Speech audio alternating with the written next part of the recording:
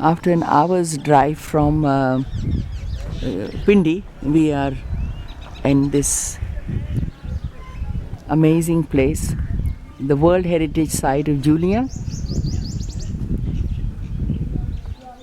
in Khyber Pakhtunkhwa. And I am so grateful that we have had this opportunity. There is obviously when it rains, the water comes down properly. That's the same everywhere. This area is famous for its stones. They used to make statues. That's why we have so many statues. But now they just make gravestones. The trouble is, there is only so much land where you can bury people. Population is increasing. What is the solution? I have no idea.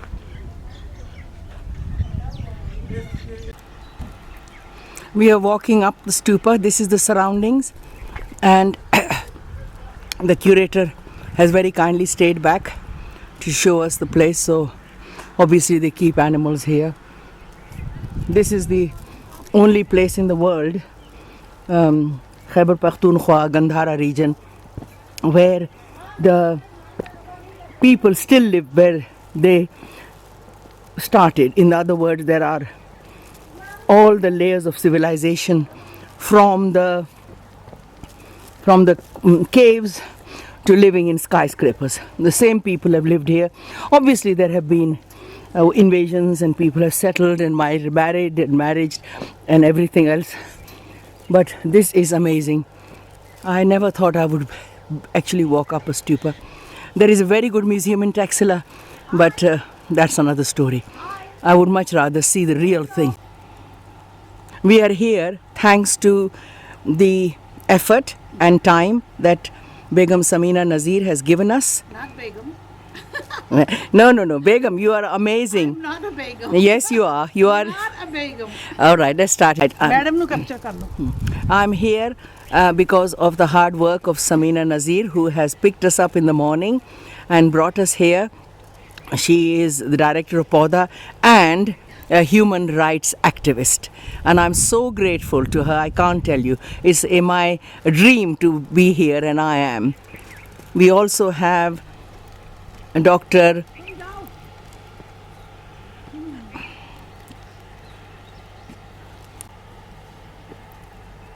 We also have here Dr.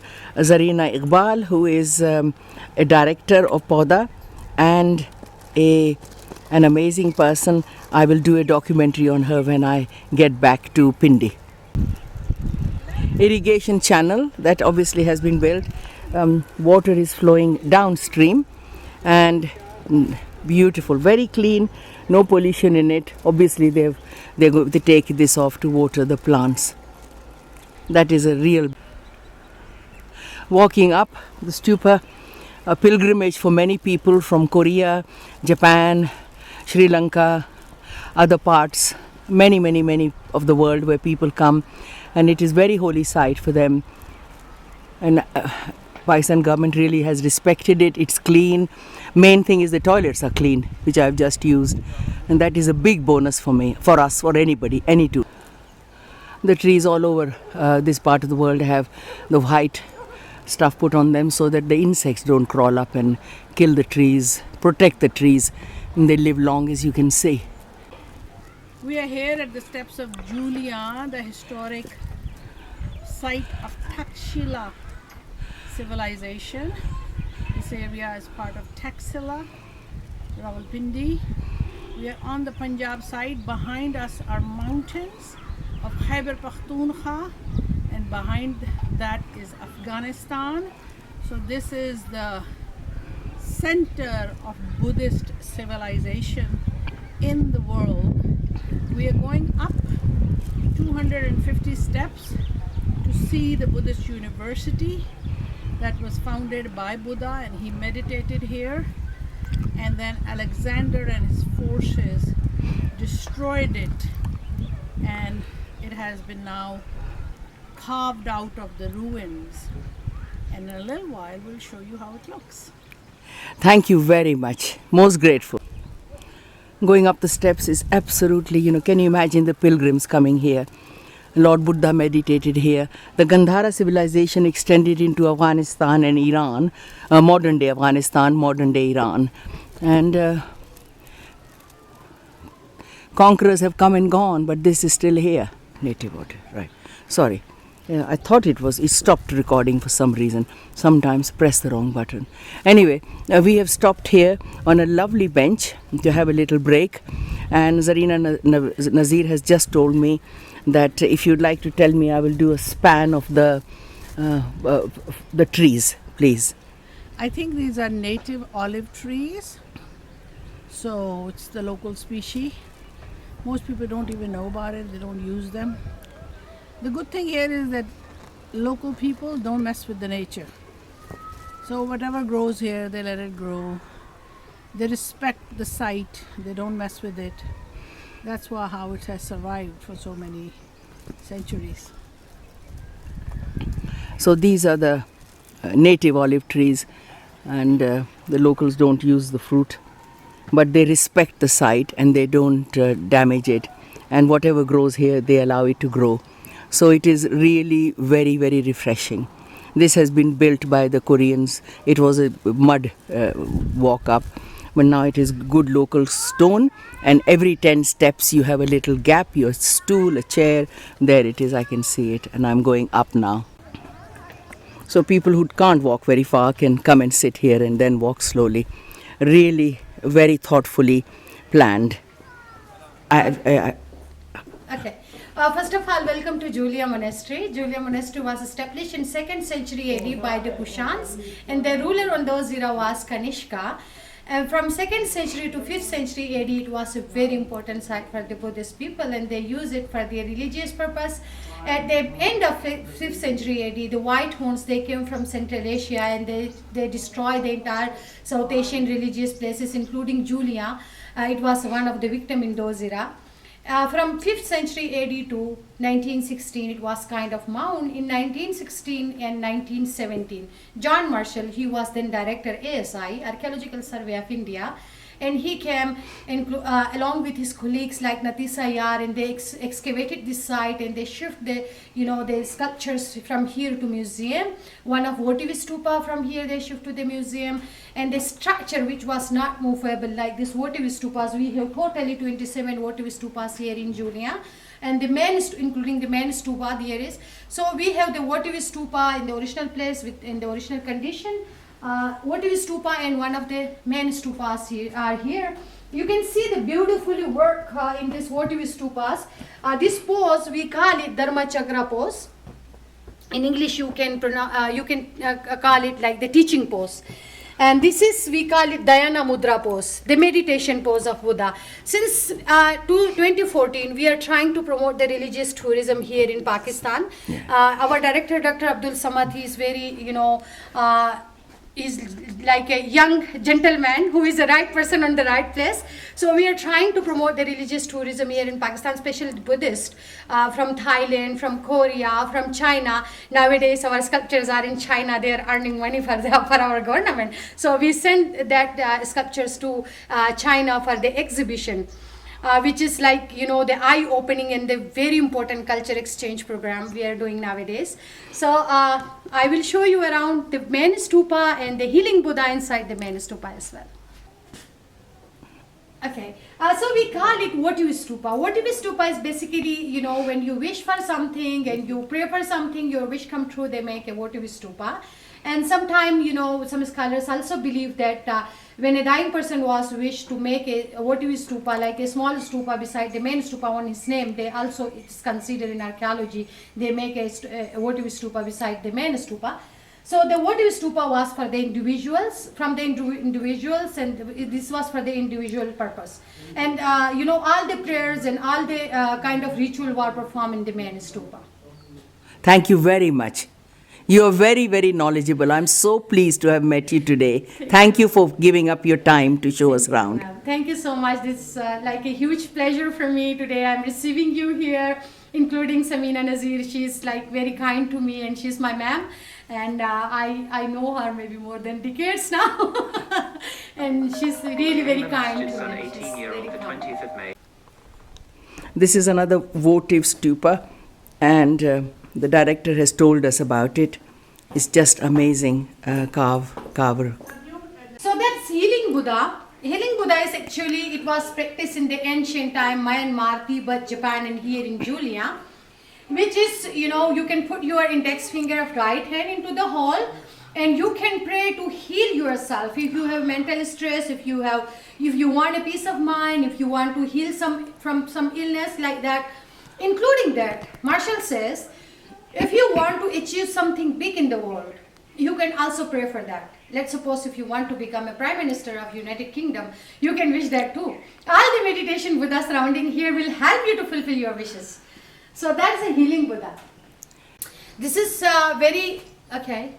very special votive stupa we have here with all the meditation and teaching pose of Buddha, including that we have one female figure here in the Greek style, which may be the worshipper or maybe the Greek goddesses. And basically this stupa was a gift, a donation from a monk to Buddha.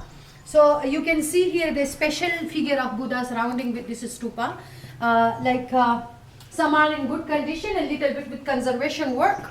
So I hope you know about this significance of Buddha. Okay.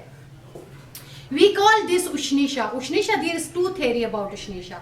Like one is, he was by birth a crown prince, so that's why it's representing the crown. Yes. And the second thing is, he was from a Hindu caste, from Brahman caste, sorry. He was a Hindu and from Brahman caste. So the Brahman here, this is representing the Brahmanism as well. The halo behind Buddha is representing the divine light, the enlightenment behind the Buddha. The long ears are there are again two theory about the long ears. One from Thailand, the audience we received here, and some scholars also believe that because Siddhartha was by birth a prince, so he used to wear the heavy jewelry. That's why the ears are like this.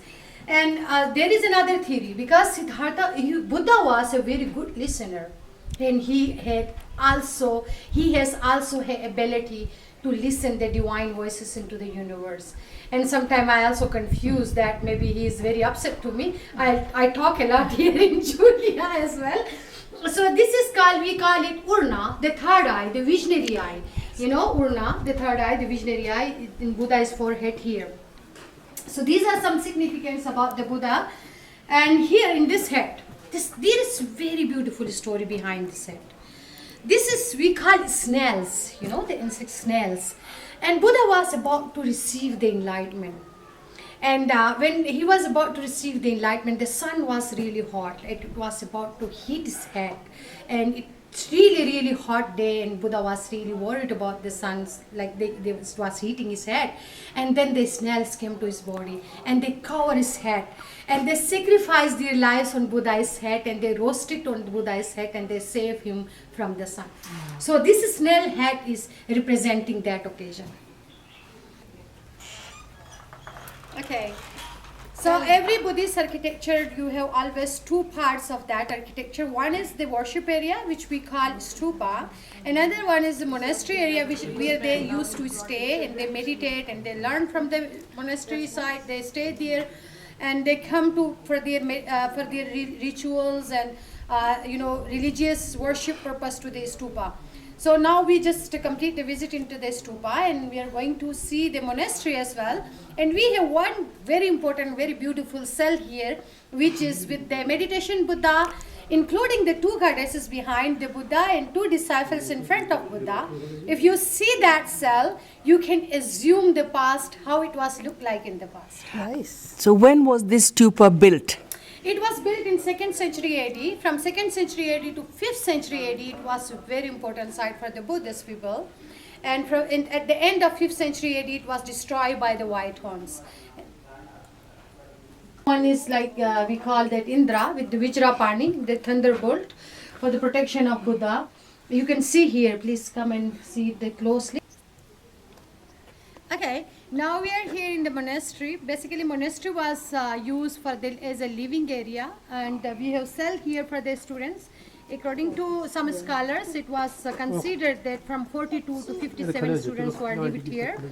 And this is water pond. Water pond was used for to restore the rainwater as well for purification purpose. And sometimes they put some lotus flower in the water for the fragrance. And especially in the summer season, this water was helped them to to make these rooms cool.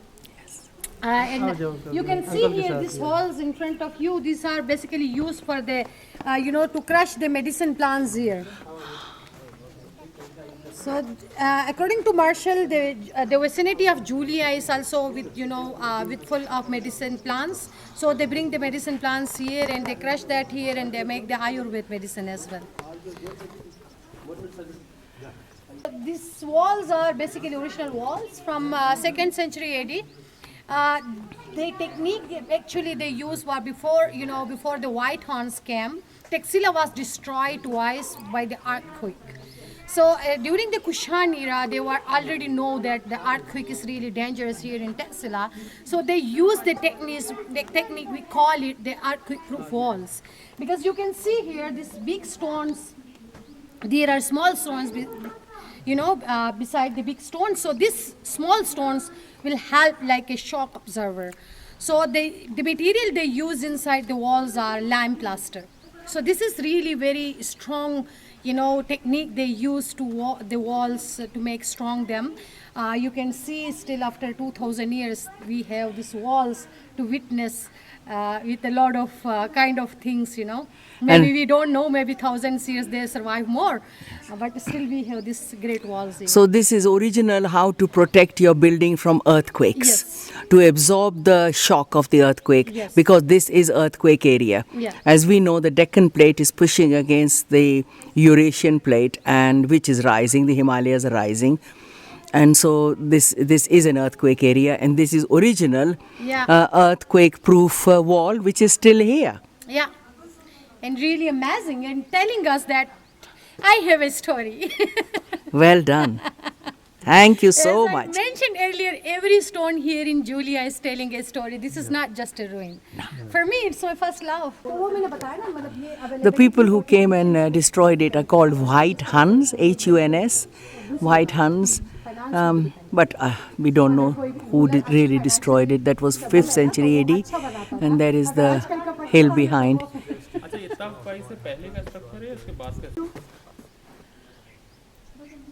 क्या view है जी? अभी आ जाए, आप तस्वीर भी ले लेती हूँ. The view is out of this world. Absolutely. May I start now? Okay. So before the Buddhists have a tradition, the monks, visit to door and they bring the food donation and they eat it in the monastery. During the Kushan period, Kanishka, he added, we call it later addition, he added the kitchen and a store to the monastery. Here is behind, there is a kitchen, and this is the store, here is storeroom, and assembly hall, and you can see the grinding stones here in front of the kitchen, the storeroom. And we have a very beautiful and quiet dining there as well. So you can see that too. Comment करूँगी जो आप religious से related book पढ़ रहे हैं ना, तो उसमें तो अशोका पे अपने भी बुक्स बने हुए हैं बहुत सारे. और Marshall's water drainage system in Taxila, so many 80 years before, I don't know exact how many years, but I would say a few 100,000 centuries, they have it here to drain the water. I wonder how many we have like this in Islamabad or in other parts of Pakistan.